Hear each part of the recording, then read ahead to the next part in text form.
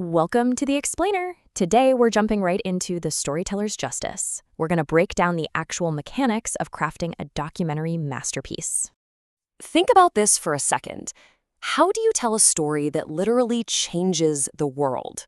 It's a huge question, right? Because documentary filmmaking isn't just pointing a camera and capturing reality. It's about structuring that reality so it hits your audience right in the gut. As we're going to see today, the most impactful films don't just throw facts at you. They drag you along on this visceral, deeply emotional journey with ordinary people who were forced by circumstance to do absolutely extraordinary things. Let's dive right into this with the words of Mommy Till Mobley. After the brutal 1955 murder of her 14-year-old son, Emmett Till, she insisted on an open casket. Her reason? She said, "I wanted the world to see what they did to my baby." Just let that sink in. That profound, incredibly raw, personal truth is exactly the kind of fuel you need for powerful storytelling. A real documentary relies on capturing that exact level of human emotion. But the big question is, how on earth do filmmakers take such a powerful, painful, real-life catalyst and structure it into a narrative that people can't look away from? Well, according to the New York Film Academy, it all comes down to a really specific foundational framework. First up, you have to find a story you are deeply, intensely passionate about. You can't fake it. Next, you do the work. Deep research. You find the experts, you dig into the historical background, building that crucial credibility. After that, you blueprint the sequences. You're basically creating an outline that tracks the natural spine of the story. And finally, you write the script, formatting it into video and audio columns. This makes sure your visuals perfectly sync up with your interviews, narration, and music. This right here, this is your narrative blueprint. Now, what's really fascinating is seeing how this exact same framework applies to two wildly different eras of justice. On one hand, we have Mamie Till Mobley fighting racial violence and lynching in the 1950s.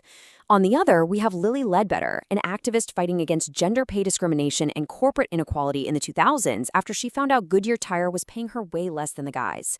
Two totally different timelines, two totally different battles. But at their core, they're both ordinary women thrust into the spotlight, fighting tooth and nail for systemic change.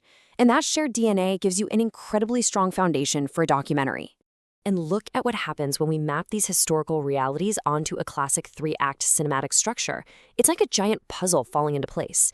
Act 1 sets up the story and the conflict. For Ledbetter, the tension hits a boiling point in 2007 when the Supreme Court ruled against her, basically saying Title VII didn't allow her to sue for pay discrimination because too much time had passed since her first paycheck. Boom, that's your inciting incident. Act 2 deepens that conflict. Obstacles pile up, but our subject fights back, like in 2008 when she stepped up to the mic at the Democratic National Convention. Finally, Act 3 brings the resolution. For Lilly, the climax is the 2009 passage of the Lilly Ledbetter Fair Pay Act, literally fixing the law she was fighting against. We actually see that exact same three-act structure in Mamie Till Mobley's timeline, too. The devastating catalyst, our Act 1, is August 1955, the murder of Emmett and Mamie's unimaginably brave demand for that open casket funeral. Act 2 brings the deepening conflict as she actively pursues justice. Mamie transforms into this powerful public speaker, going on a massive, highly successful speaking tour around the country for the NAACP. And Act 3, the resolution and legacy. This one spans decades, finally culminating in the Emmett Till Anti-Lynching Act being signed into law in 2022. It's a perfect, tragic, yet triumphant example of pain transforming into enduring purpose. But hey, structuring the timeline is really only half the process. How do filmmakers actually visually frame all this grief and activism? American film scholar Bill Nichols broke documentary films down into distinct modes. And let's start with the observational mode. Think of this as a window on the world. The filmmaker is just observing the truth, letting the camera capture subjects totally uninterrupted. It's raw. It often uses handheld cameras so nothing feels staged. Imagine using this to grab an unedited, chaotic moment at a protest, or a really quiet, devastating moment of reflection. So, as you can see, in this observational mode, the camera stays completely outside the action. It's totally separate from the characters. It creates this sense of unseen, unadulterated reality. The subjects, and by extension us, the audience, kind of forget the camera's even there. Life just unfolds naturally, with zero interference. Now, let's flip the script and look at the participatory mode. In this one, the filmmaker is literally an integral part of the documentary. Instead of hiding in the corner, the director is right there, following people around, asking questions, basically becoming a character in the subject's life for the duration of the film. Think about a director stepping in to directly talk to a trailblazer like Lilly Ledbetter. They're asking her pointed, tough questions about decades of unequal pay, trying to provoke those emotional, direct responses that really drive the narrative forward. When we put these two approaches side by side, it highlights a really stark, intentional choice every storyteller has to make. The observational camera is a detached fly on the wall, but the participatory camera, it breaks right into the circle of events. It gets its hands dirty. These are highly subjective choices, guys. You have to ask yourself, do we want the audience to feel like they're secretly watching history unfold through a keyhole, or do we want them to feel like they're in a dynamic, ongoing conversation with the subjects? And then there's the performative mode. This style is highly subjective. It uses personal stories and personal journeys to construct these undeniable social truths, without getting bogged down in arguing the pure facts of the experience. Lily Ledbetter actually did something super similar in writing with her 2013 memoir, Grace and Grit. She laid out her humble beginnings in Alabama and her fierce personal struggle at Goodyear. Our performative documentary would take that highly subjective, deeply personal journey and use it as the main lens for the audience to understand the massive, broader issue of corporate inequality. Which naturally leads us to the concept of a single point of view. This is where the camera's perspective is funneled entirely through one single character. By strictly anchoring the viewpoint to someone like Mamie Till or Lily Ledbetter, the storyteller forces us to carry their emotional weight. We aren't just taking a history lesson on civil rights or fair pay. We are emotionally living through the devastating lows and the triumphant highs right alongside them. It's incredibly powerful. Okay, so visuals and structure are absolutely vital, but we can't forget about sound. According to Universal Production Music, your musical choices are make or break for how a story is received.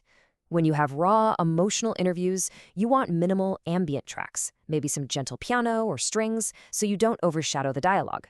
For archival footage from the 50s or 2000s, orchestral or period authentic string quartets can totally transport the viewer back in time. And when you hit those major themes of social justice and activism, that's when you bring in the moody, modern instrumental tracks with evolving intensity to underscore the rising tension and really inspire a call to action. Just imagine it with me for a second. Act 3 arrives. The years of struggle, the brutal courtroom losses, the heavy grief, it's all building up.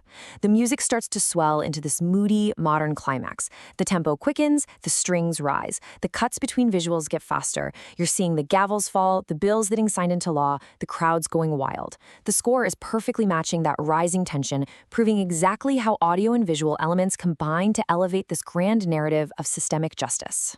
And that brings us to the ultimate resolution of our documentary, the lasting legacy.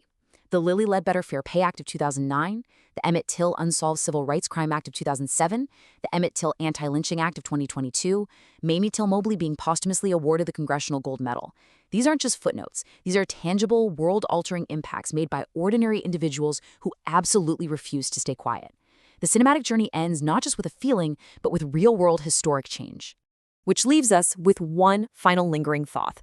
We've just unpacked the mechanics, the 3-act structure, the different modes of observation and participation, the raw emotional power of a single point of view, and the momentum of a perfectly scored narrative. You literally have the blueprint right here for crafting a documentary masterpiece. So I'm going to leave you with this question. What ordinary story will you tell to change the world?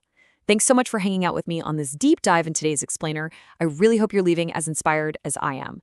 Keep learning, keep analyzing, and go tell some great stories.